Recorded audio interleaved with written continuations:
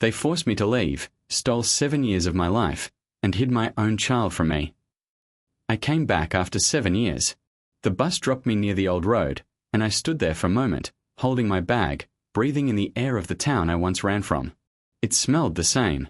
Dry soil. Old wood. A hint of smoke from faraway houses.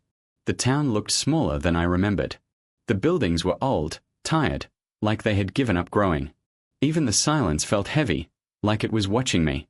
Every step forward brought back a memory I tried to forget. I walked toward the farm at the edge of town. The place where everything once felt real. Where I dreamed of a future before it was taken from me. That's when I saw her. Sarah. She was near the fence, feeding the goats. Her clothes were simple. Dust on her shoes. Her hair was tied back, but loose strands touched her face as the wind moved. She looked older.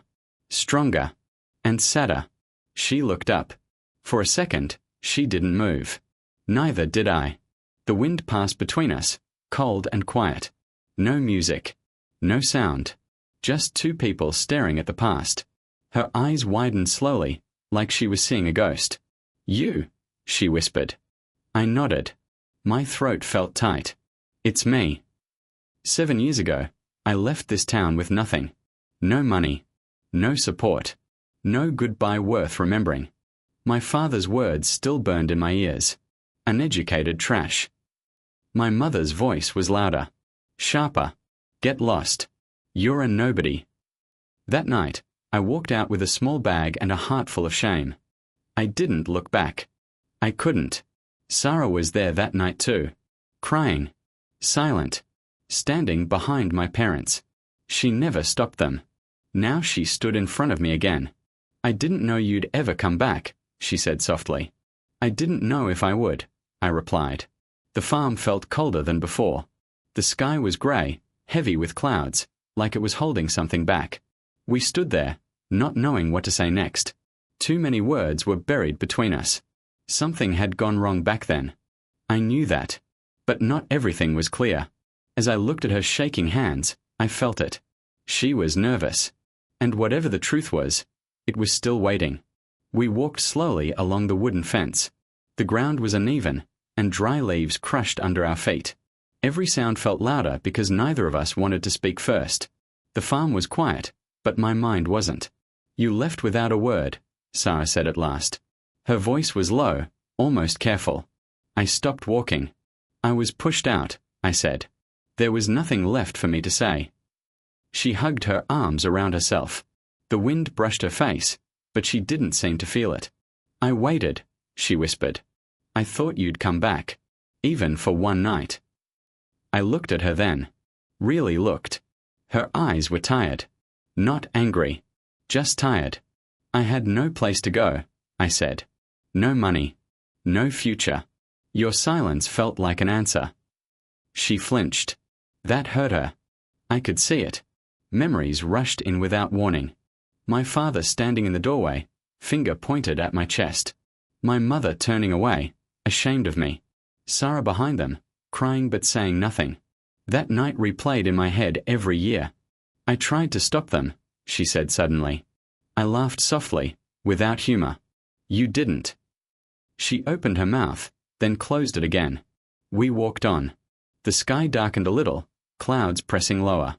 The smell of soil grew stronger. Somewhere, a bird cried out, then went silent. "You look different," she said after a while. "So do you," I replied. Different, but still familiar. There was something in her voice that felt heavy, like she was carrying words she didn't want to say. "Life wasn't kind after you left," she said. "It wasn't kind to me either," I answered. We stopped near the barn. That's when I saw him. A small boy ran past the open door, laughing. His shoes were too big. His hair dark and messy. He slowed when he saw me. He stared. Not curious. Not afraid. Just aware.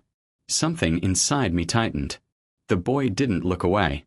His eyes stayed on mine, like he recognized me without knowing why. Sarah moved fast. "Go inside," she said, her voice suddenly firm. The boy hesitated, then ran off. I turned to her. My heart was beating too fast. "Who was that?"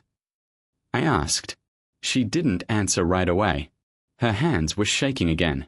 For the first time since I arrived, I felt it clearly. Something was very wrong.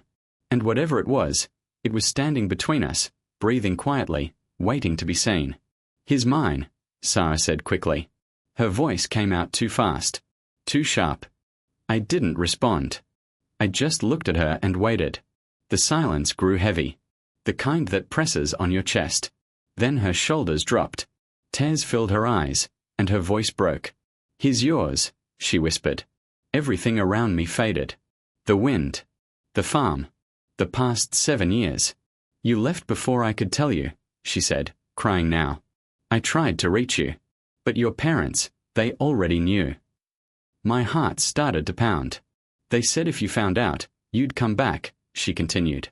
"They said you were a failure, that the child would only ruin your life." I clenched my fists. "They made me promise," she said. "Promise to stay quiet. Promise to raise him here. Alone. 7 years. 7 years stolen from me." I laughed softly. Not because it was funny. Because if I didn't laugh, I would break. "They didn't just kick me out," I said slowly. "They erased me." Sarah looked up, confused. "I didn't come back by accident," I said. My voice was calm. Too calm. "I came back today because I bought this farm." Her eyes widened. "And the land around it," I continued. "And the house near the road." She took a step back.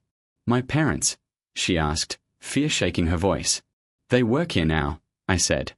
"They don't know who their boss really is. Not yet." Her knees gave way, and she sat down in the dirt. I walked to the window of the barn. The boy stood inside, holding a toy car. He was watching me. My son. He had my eyes. My throat tightened, but I didn't look away. "All these years," I said quietly, "they called me uneducated trash."